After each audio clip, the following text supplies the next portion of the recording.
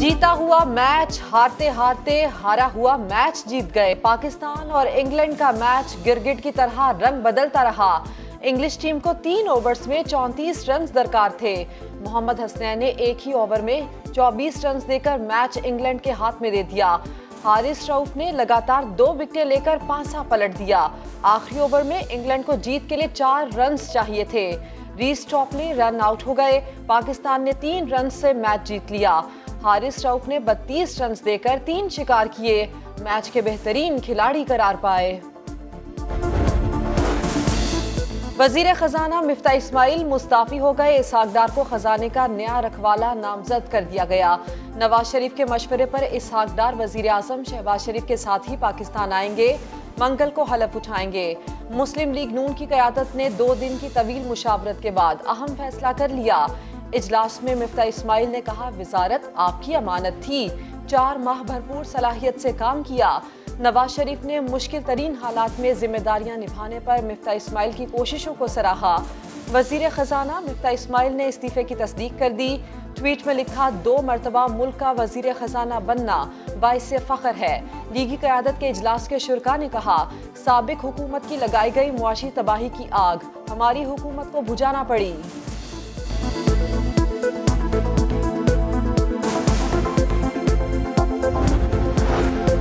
London में PTI कारकुनान ने बदतमीजी की इंतहा कर दी। वजीर इत्तलात मरियम औरंगजेब को हिरासा किया, बदतमीजी की।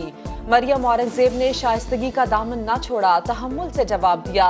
ट्वीट में लिखा, इमरान खान की नफरत की सियासत के जहरीले असरात सामने आ रहे हैं। अपने भाइयों और बहनों को इस सियासत से मुतासिर होता देखकर दुख होता है।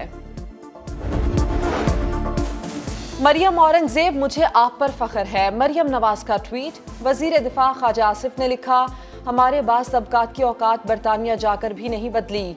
सियासी इख्तलाफात को ऐसा रंग देना घटिया तरबियत और अदम बर्दाश्त की इंतहा है। मजहब के बाद सियासत में तशद्दुद का रुझान हमारे मुआशरे को तबाह कर देगा। मिफ्ता इस्माइल कहते हैं, शाइस्तगी के मुजाहिरे पर अपनी बहन मरियम को सलाम पेश करता हूँ। मरियम औरंगजेब ने बहादुरी से बेबुनियाद झूठ का मुकाबला किया। इनका मकसद सिर्फ पैसे बनाना है, जो कि ये जो टेप लीक हुई है इससे अब वाज़ेह हो गया कि अभी दामाद साहब ने भी पैसे बनाने हैं। जब भी ये इक़्तिदार में आए मुल्क के कर्जे बढ़ गए और इनकी दौलत बढ़ गई। ऑडियो लीक से पता चल गया इनका मकसद सिर्फ पैसा बनाना है। इमरान खान का करक जलसे से खिताब। बोले, जब भी ये इक़्तिदार में आए मुल्क के कर्जे और इनकी दौलत बढ़ गई। जरदारी और शरीफ खानदान को इलेक्शन के जरिए सियासत से बाहर कर देंगे।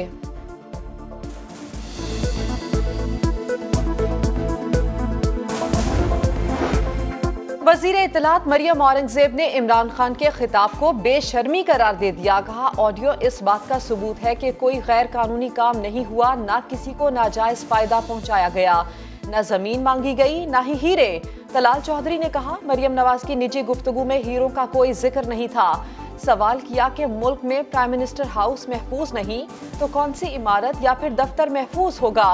मुबैना ऑडियो लीक की तहकीकात होनी चाहिए। प्राइम मिनिस्टर हाउस अगर सेफ नहीं है तो फिर पाकिस्तान का कौन सा बिल्डिंग या कौन सा दफ्तर है वो सेफ होगा। इसका मतलब है कि वहां पर होने वाली नेशनल सिक्योरिटी की मीटिंग्स का डेटा और बातें जो है वो बैनुल अक़वामी तौर पर बिका करेंगी, चौक और चौराहों में हुआ करेंगी।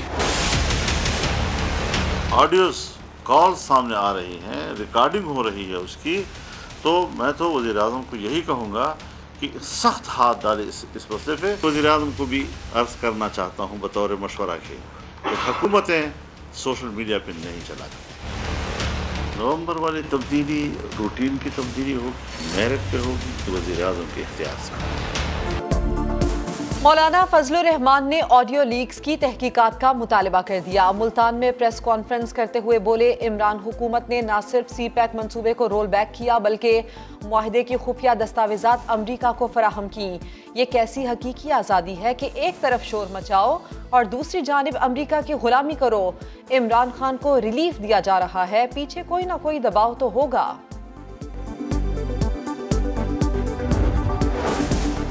पीटीआई के सोशल मीडिया ब्रिगेड का एक और प्रोपेगेंडा, झूठ का पलंदा। वजीर आजम शहबाज शरीफ ने दौरा अमरीका में पूरे वक्त के अखराजात अपनी जेब से अदा करके नई रिवायत डाल दी। वजारत आला के दौर में भी शहबाज शरीफ तमाम अखराजात अपनी जेब से अदा करते थे, तनख्वाह समेत कोई मरात नहीं लेते थे।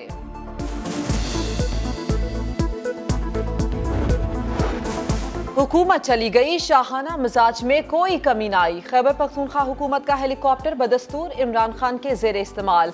करक जलसे में सरकारी हेलीकॉप्टर के जरिए पहुंचे इमरान खान। अपने दौरे हुकूमत में बनीगाला से वजीर आजम हाउस तक रोजाना हेलीकॉप्टर इस्तेमाल करते थे। दौरा अमरीका के अखराजात भी सरकारी खजाने से अदा किए गए थे।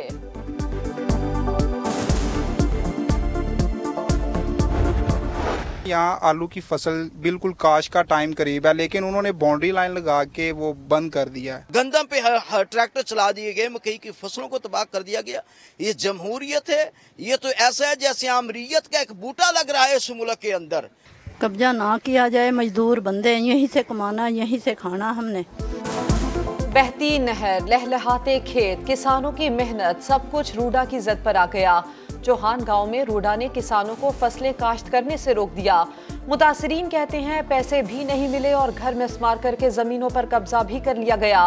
रूडा के खिलाफ एहतजाज जारी, खवातीन की दुहाइयां। जमींदार कहते हैं कीमती जमीनें औने पौने दामों फरोख्त नहीं करेंगे। आप ऐसी जगह के ऊपर ये डेवलपमेंट अथॉरिटी बना रहे हैं जो कि ग्रीन लैंड है, ये फूड बास्केट है जो कि लाहौर शहर को सब्जियां ताज़ा सप्लाई करती है। लाहौर एक कंक्रीट का शहर बन चुका है, तो यही एक कॉर्नर बाकी रह गया था जहां से आपको एनवायरमेंटली सपोर्ट मिलती थी, वो भी ख़त्म हो जाएगी। तो इसके बाद यहाँ पर 3-4 डिग्री टेम्परेचर लाहौर शहर का और ऊपर चला जाएगा। इमरान खान ने किसानों की जमीनें छीन ली। ज़रई जमीनों को रिहायशी और कमर्शियल बनाकर खरबों रुपए का डाका डाला जा रहा है। लीगी रहनुमा मियां मरगूब की समा से गुफ्तगू, बोले ऐसी जगह अथॉरिटी बना रहे हैं जो ग्रीन लैंड है। ज़रई रकबे को कमर्शियल बनाना गैर कानूनी है। इमरान हुकूमत जब भी आई उन्होंने अपने चहीतों की जेबें भरी। रूडा मुतासरीन के वकील साद वड़ाइच कहते हैं ज़रई जमीन पर कब्जा करके बड़े डेवलपर से मुआहिदा कर लिया गया। Army chief general Qamar Javed Bajwa से चेयरमैन दुबई पोर्ट वर्ल्ड की मुलाकात। तबाहकुन सैलाब के बाद इमदादी कोशिशों और मुतासरीन की बहाली पर तबादला ख्याल। शेख अहमद सुल्तान ने आर्मी रिलीफ फंड में $25 लाख का अतिया दिया। ISPR के मुताबिक शेख अहमद सुल्तान ने मुलाकात से पहले सिंध के सैलाबजदा इलाकों का दौरा किया। मजीद डोनर्स भी लाने की पेशकश की। सैलाब से मुतासरा इलाकों में वबाई अमराज बड़ा चैलेंज बन गए। सालेपट में गैस्ट्रो से एक और बच्ची की जान चली गई। 3 रोज में जाम भाग बच्चों की तादाद 5 हो गई। जैकबाबाद में बीमारियों का डेरा, रिलीफ कैंप्स में मुख्तलिफ अमराज फैल गए। मुतासरीन राशन से भी महरूम। दादू में लाखों अफराद खुले आसमान तले रहने पर मजबूर। पाक फौज सिंध में फ्लड रिलीफ के साथ शाहराहों को क्लियर करवाने में भी मसरूफ। कौमी शाहराह NH5 पर ट्रैफिक की रवानी बहाल कर दी गई।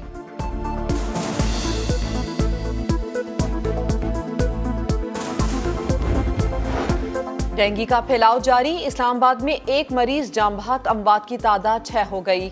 मजीद 104 केसेस रिपोर्ट। नौशहरा में भी एक शख्स जान से गया। सिंध में मजीद 335 अफराद में वायरस की तस्दीक। लाहौर में 186, रावलपिंडी में 100 केसेस सामने आ चुके हैं।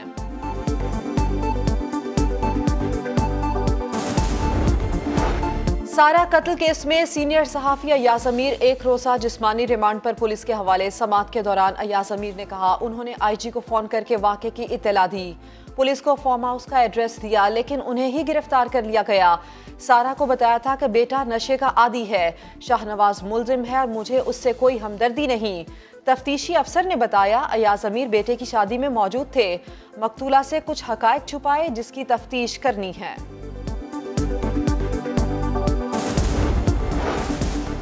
और कराची में डकैती के दौरान मज़ाहमत पर एक और शहरी कत्ल। औरंगी टाउन में डाकुओं ने इस्माइल से लूट मार की। शहरी ने एक डाकू से पिस्तौल छीनी तो दूसरे ने गोली मार दी। कराची में रवां साल डकैती मज़ाहमत पर 74 अफराद मारे जा चुके हैं।